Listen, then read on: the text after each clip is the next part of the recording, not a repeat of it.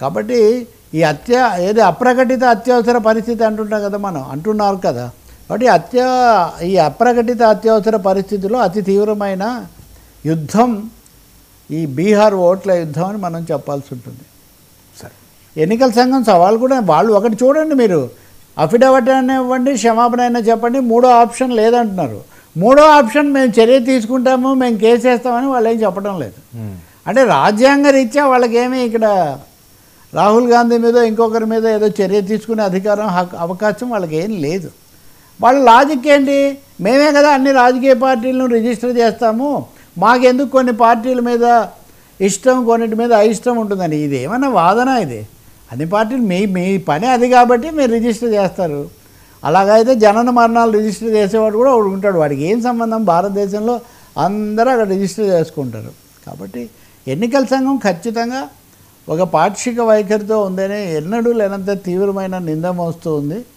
దీన్ని ప్రక్షాళన చేసుకోవాల్సింది వాళ్ళే. సార్, విశాఖ ఉక్కు బేరానికి స్టీల్ ప్లాంట్ కార్మికుల పరిస్థితి చాలా దారుణమైన విషయం అండి. విశాఖ ఉక్కు గురించి మనం తప్పకుండా చర్చిస్తున్న వాళ్ళలో మన కార్యక్రమం కూడా ఒకటి ఉంది. 11 కోట్లు తీసుకొచ్చాము, బ్రహ్మాండంగా ఉద్ధరించాము, అది ఇది అన్నారు. కానీ జరిగిందేంటి? ఇప్పుడు చాలా లాభదాయకమైన 12 విభాగాలు బేరానికి పెట్టారండి.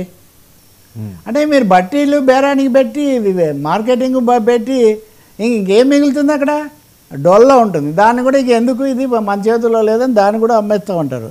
ఉద్యోగులన బీఆర్ఎస్ ఇస్తుంది, జీతాలు ఇవ్వకపోతే కావాల్సిన దాంట్లో కొద్ది భాగమే పెట్టి అది కూడా క్రియాశీలం చేయడం లేదు. ఉక్కు ఫ్యాక్టరీని వదిలిపెట్టి మెట్రల్ దగ్గరికి పోతూ ఉంటారు.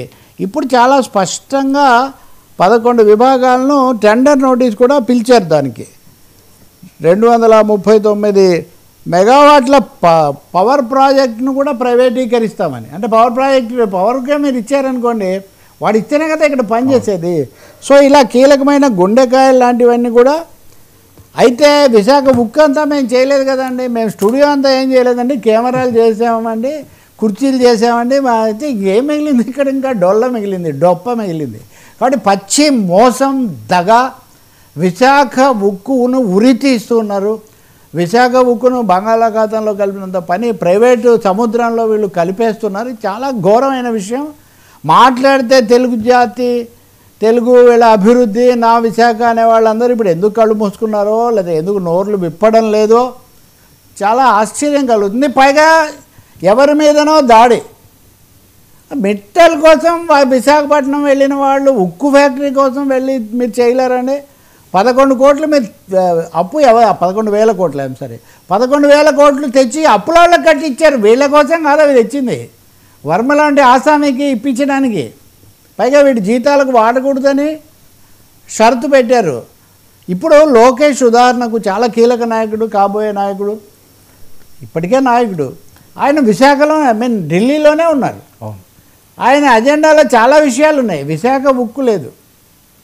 విశాఖ ఉక్కు అంటే 11,000 కోట్లు అప్పుడే నేను మీకు చెప్పాను. కారు అమ్మడం కోసం దానికి పెయింట్ వేసి దాన్ని అదే రీబోరింగ్ చేసినట్టుగా విశాఖ ఉక్కును చేయడానికి 11,000 కోట్లు తప్ప బతికించడానికి కాదు. కార్మికుల మటుకు దీని మీద చాలా తీవ్రంగా ఉన్నారు. కార్మికులే కాదు, విశాఖ అనేది మరొకసారి మరో విశాఖ ఉద్యమం వచ్చినా కానీ మనమే ఆశ్చర్యపోవడం అవసరం లేదు. ఈ ఎన్డీఏ కూటమి లేదా తెలుగుదేశం కూటమి మాటలన్నీ బూటకం అనే ఒక పరిస్థితికి దారితీస్తుంది. ప్రత్యేకించి వకీల్ సాబ్, ఆయన అంతకుముందు అక్కడ ఎక్కువ తిరిగేవాడు కదా, పవన్ కళ్యాణ్ మీద కూడా ఈ ఫోకస్, ఈ సెగ తగిలే అవకాశం చాలా ఎక్కువగా ఉంది. చాలా బాధాకరమైంది కూడా. సార్, ఎన్టీఆర్పై యుద్ధం మంట పెట్టిన కామెంట్స్ అనంతపురం ఎమ్మెల్యే ప్రసాద్ అవి ఆడియో కూడా ఉన్నా సార్, పెట్టండి TCR